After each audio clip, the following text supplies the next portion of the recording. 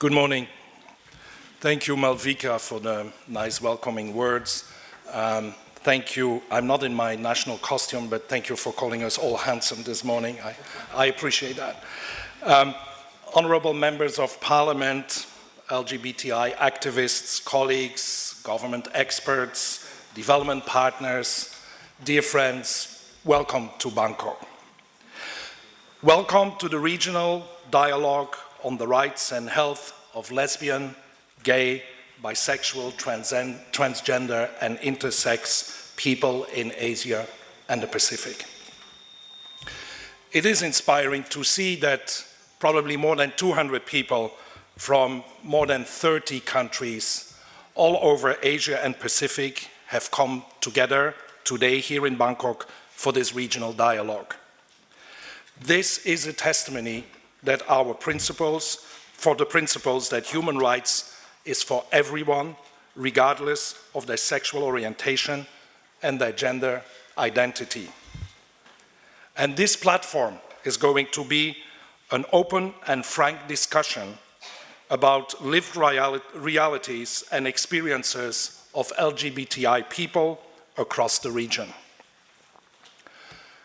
Your experiences, individually and collectively, make up an important part of the rich histories, diverse cultures and dynamic economies in Asia and the Pacific. But we also know that far too often LGBTI people are stigmatized by society, overlooked when seeking employment or health services, subject to discrimination and violence in schools, communities, and even in families, and excluded from development opportunities. In many countries, LGBTI people are further marginalized through legal and policy frameworks and practices that cast them as criminals and deviants. Such frameworks also increase vulnerability to HIV. Dear friends, over the next 2 days, we will hear many courageous voices speak about their personal experiences of stigma and discrimination, often faced at every stage of life, from family to school, employment, and health.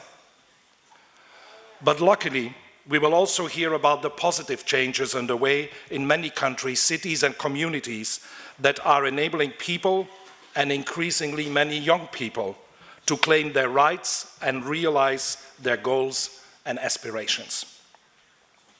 From Fiji to Pakistan, from Mongolia to Palau, incredible changes are taking place, led by communities, including many of you here present today. In the Philippines, community groups have worked with local governments to pass anti-discrimination ordinances. In India, the courts have articulated the human rights of transgender people as a result of the efforts of communities and allies. And in Bangladesh, transgender and Hijra communities held their first Pride even last year.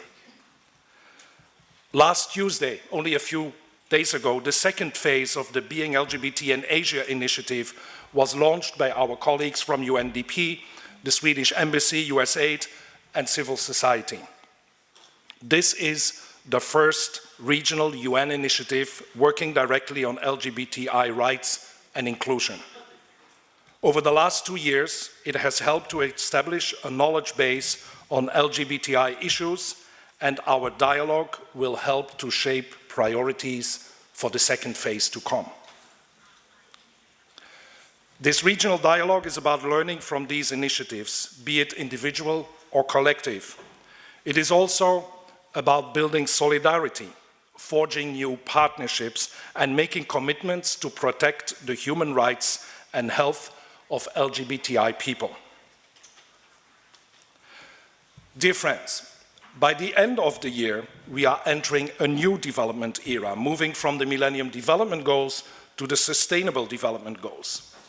And let me quote Secretary General Ban Ki-moon from the UN, who said, or who has called for, I quote, tackling violence, decriminalizing consensual same-sex relationships, banning discrimination against LGBT people, and educating the public.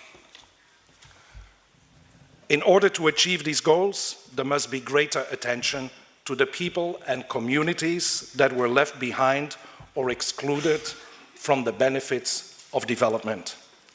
There must be greater inclusion and the full realization of the rights of all people, no matter their sexual orientation, gender identity or expression, or sex characteristics. This dialogue and the actions we take forward will contribute to building a more just and equitable society for everyone in the region and in the world. Thank you very much.